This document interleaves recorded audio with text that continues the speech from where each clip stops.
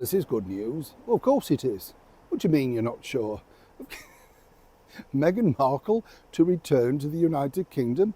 What's not good about it? As ever, let me explain. Now, before we go any further, I just wanted to, I always like to ask these questions. I just wanted, as ever, to thank you for supporting some of the recent videos.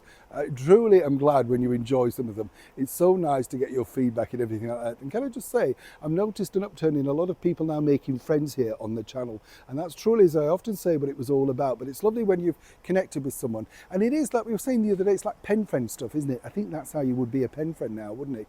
Digitally, you wouldn't necessarily be writing letters and waiting and stuff, but it's lovely to see that so many have connected and different parts of the world, but then sharing memories and fun. It's not about being on your own, it's about sort of seeing if you can find some common ground, and even if that's your conversation for the day. And I know a lot of people, as I've said, are alone a lot, and it's I feel so sorry for you, but if it breaks it up a little bit and gives you something to think about, that's truly what I wanted to do here on this channel. So thank you for those that are reaching out to others and sort of saying, oh, I'm from so-and-so, or I used to live there, and stuff like that. Amazing, isn't it? You find people from the other side of the world, and we put some pictures up the other day of the beautiful area that is Holmfirth in West Yorkshire, the home of Last of the Summer Wine.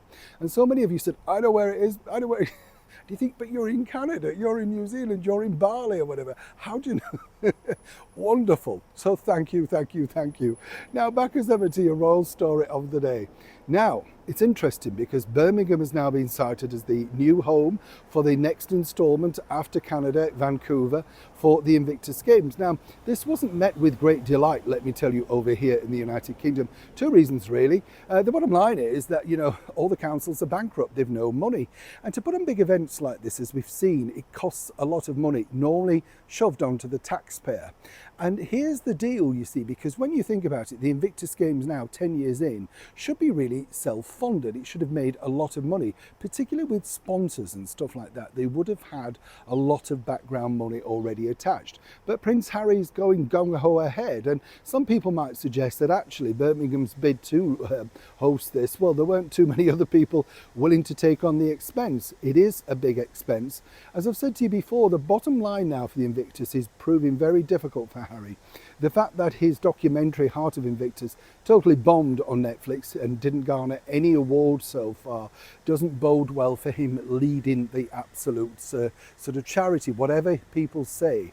But what I've been told from an excellent source is simply this, that Harry has assured all those organisers that he will be in tandem with none other than his wife, Meghan Markle, cable TV actress, and under the moniker of the Duchess of Sussex. He has told them that she is an integral part of Invictus now. They work as a team, they're a unit, and where he goes with it, she will go too, and support that. Now, why has he said that? Well, there's two reasons really. A lot of people are sort of saying, well, given that Heart of Invictus didn't do well, and Prince Harry's not exactly a magnet now for the charitable world, where does that leave the publicity? Will they be coming to do pre-publicity? Will they be staying over here in the United Kingdom? Well, according to Harry, Meghan is delighted and can't wait to get involved in Invictus in Birmingham. Of course, this gives her a long time to have problems, right, in advance. You get the picture.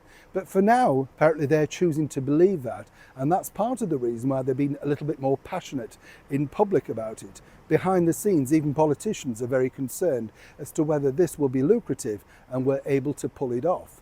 But for Harry, he insists that they are a team and Invictus is now them, and together they will be spearheading the Birmingham Games.